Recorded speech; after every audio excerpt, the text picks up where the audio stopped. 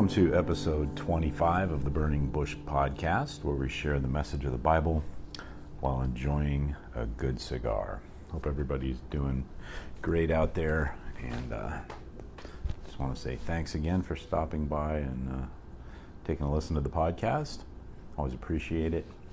And so this week, continuing on my trend of doing a budget smokes, I found another one that just amazes me, and it's one by Drew Estate, and it's called the Factory Smokes. These things are, I don't understand how they do it. I mean, they're Cuban sandwich, which I get, so they're short and long filler, but I'm getting bundles of these for like $35 for a bundle. It's just ridiculous, and I mean, as an everyday smoke, it's hard to beat. I mean, it's crazy. So I'll go ahead and read the description from the Drew Estate website, and then we can get into the show.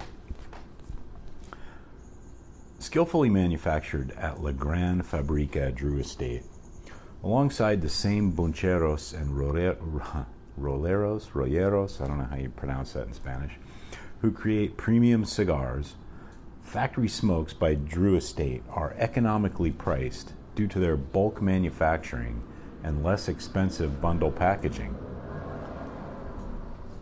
A handmade value-priced line of cigars perfect for sharing with your friends on a Monday, mowing the lawn, washing the car, smoke it, enjoy it, toss it if you must, then grab another. From the Wynwood Safe House, Jonathan Drew, founder and president of Drew Estate.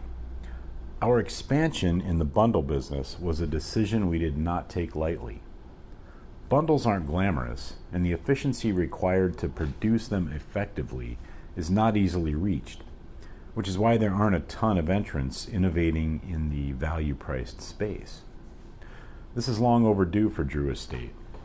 And when we reached the production scale required to compete, we knew we wanted to do what we do and disrupt the space with an innovative, deep value line of quality smokes for a broad set of thrifty individuals.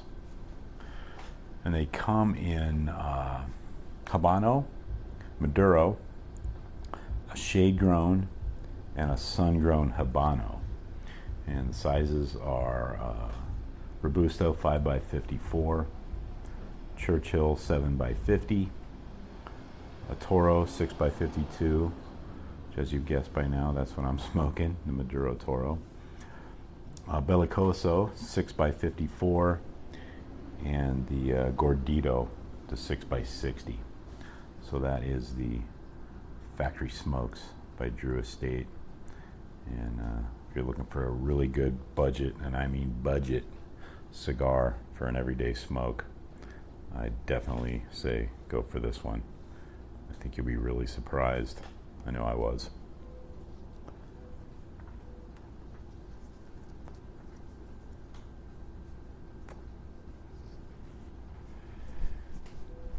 So let's go ahead and finish chapter 6 of What Does God Want by Dr. Mike Heiser.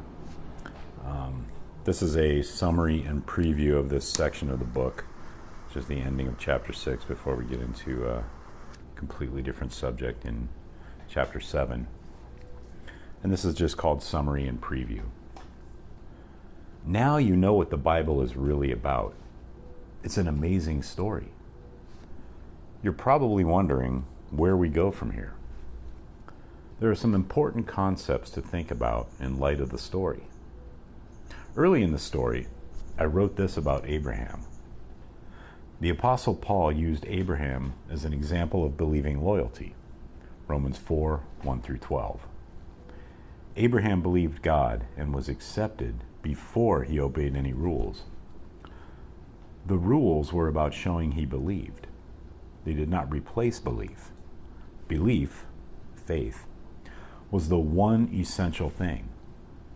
Loyalty to that belief, to that God, is something we'll talk about later. Today we call it discipleship. Belief and loyalty are two distinct things. They are related, but not interchangeable. The same is true of salvation and discipleship.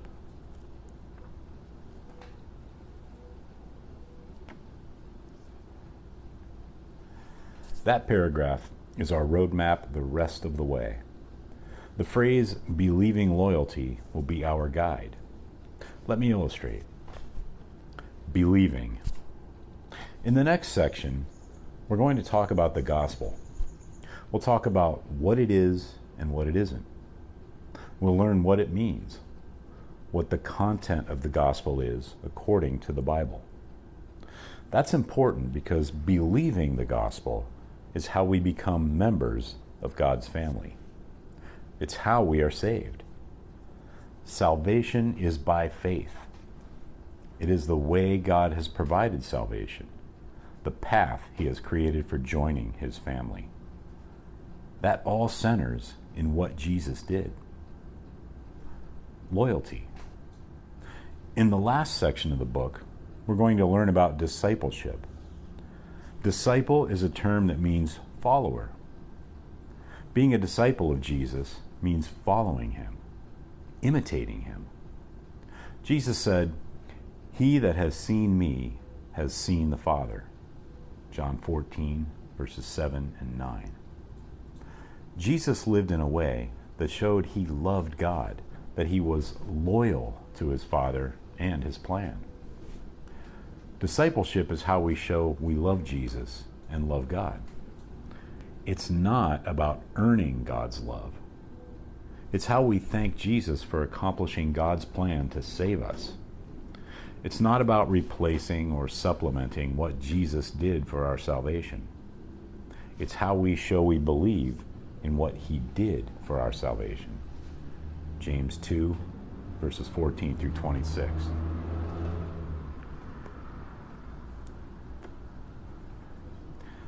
As I said earlier, belief and loyalty are two related but distinct things. They are not interchangeable. The same is true of salvation and discipleship. We believe the gospel for our salvation.